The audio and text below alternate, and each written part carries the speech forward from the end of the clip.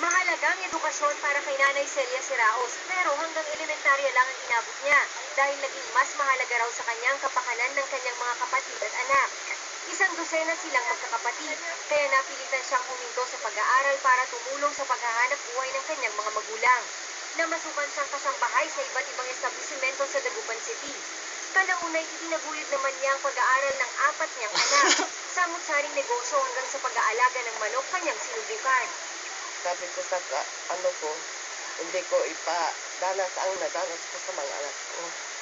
Pag-ising ng isang binata ko, titimplan ko na rin yung kape.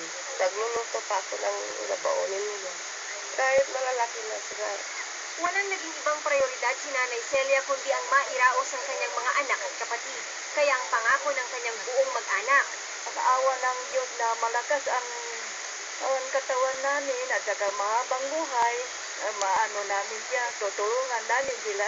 Magmahalan kami ng dalawa habang buhay.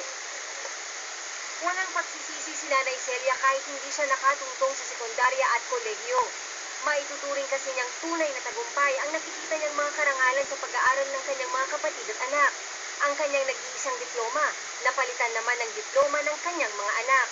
Super namin siya kasi wala siyang katulad. Kahit na ganito yung buhay namin, pinalaki niya kami na may takot sa Diyos. Naghisalat man siya sa kaalaman from a formal school, parang sa amin, summa cum laude pa rin siya sa pag-aalaga at pagmamahal para sa amin kami. Ako si Jeff Arceliana, naghahatid ng Balitang Amyanan. Isang paaralan